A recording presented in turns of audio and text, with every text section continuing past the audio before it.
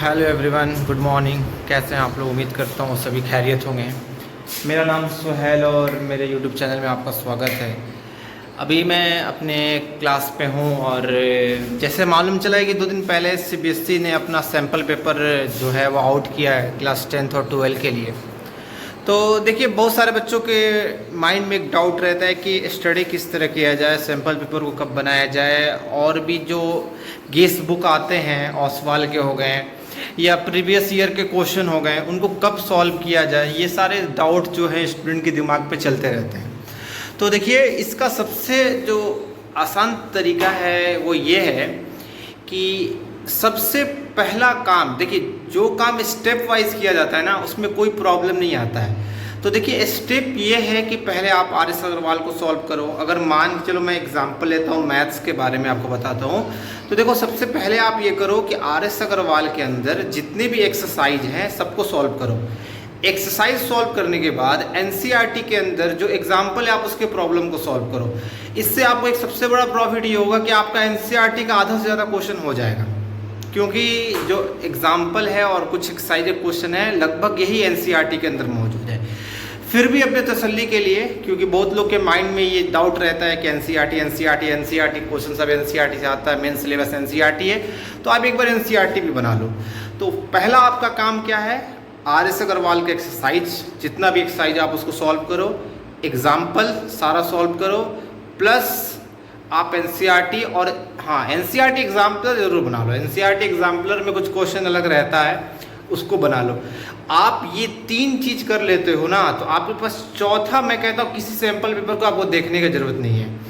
Previous 10 year का question solve कर लो, enough है, बस काफ़ी हो जाता है। अगर आप प्रीवियस 10 ईयर का क्वेश्चन अगर आप सॉल्व कर लेते हो, आपको इससे ये आइडिया मिल जाता है कि किस तरह का क्वेश्चन सीबीएसई पूछ रहा है। सीबीएसई के जो पेपर सेट कर रहा है ना, आप उसके माइंड को रिलेट कर सकते हो कि आखिर वो किस तरह के क्वेश्चन को उठा रहा है। आप उस तरह के क्वेश्चन को आप लोग प्रिपेयर कर सकते हो। या फिर भी अगर आपको टाइम मिलता है तो सैम्पल पेपर आप बनाओ। सैम्पल पेपर की जरूरी नहीं है कि ओसवाल या कोई भी एडुकार्ड, आप जो भी आपको सही लगे बनाओ। फिलहाल अभी जो सीबीएसई ने अभी जो लॉन्च किया उसको आप देख लो कि उसमें क्या कुछ अलग सा क्वेश्चन है या नहीं। चैलेंज बनता है केस बेस्ड स्टडी, हर स्टूडेंट के लिए केस बेस्ड स्टडी जो है वो चैलेंज वीडियो बनती है, मतलब चैलेंज बनता है कि कैसे सॉल्व करें। क्योंकि कुछ साल पहले, 2-3 साल 4 साल पहले केस बेस्ड स्टडी आता ही नहीं था, अब आने लगा है। तो केस बेस्ड स्टडी के अंदर यही फंडा है कि क्वेश्चन आसान रहता है, थोड़ा सा लैंग्वेज में आपको फंसाता है। थोड़ा लैंग्वेज अगर आप एक बार गेन कर लिए तो फिर क्वेश्चन ईजिली बन जाता है। और सैम्पल पेपर अभी मैं देख रहा था बैठ के, तो मैं सोचा कि एक 10th के मैथ के रिलेटेड एक वीडियो बना के डालूँ।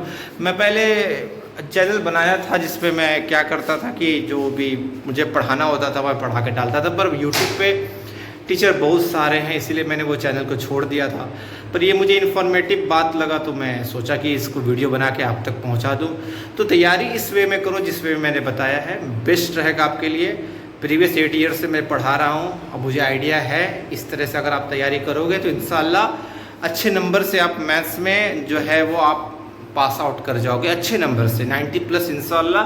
बाकी तो कुछ छोटा मोटा कैलकुलेशन में मिस्टेक हो ही जाता है, तो उसको आप करेक्शन करोगे आप प्रैक्टिस से। प्रैक्टिस जितना ज़्यादा करोगे उतना ज़्यादा ही आपका मैथ स्ट्रॉन्ग होगा, क्योंकि मैथ्स पूरा का पूरा प्रैक्टिस के ऊपर डिपेंड है।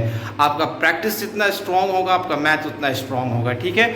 और थोड़ा टाइम दो पढ़ाई को, क्योंकि वक्त नहीं है। आप जान रहे हो कि बहुत कम टाइम बचा है आपके एग्ज़ाम के लिए, कि चांसेस है कि 15 फरवरी के लगभग से एग्ज़ाम स्टार्ट हो जाएगा, तो टाइम ज़्यादा बचा नहीं है। कम से कम दिसंबर तक आपको अपना सिलेबस कंप्लीट करना रहेगा, और कम से कम 2 मंथ तो रिवीजन के लिए आपको चाहिए ही नहीं हाउ।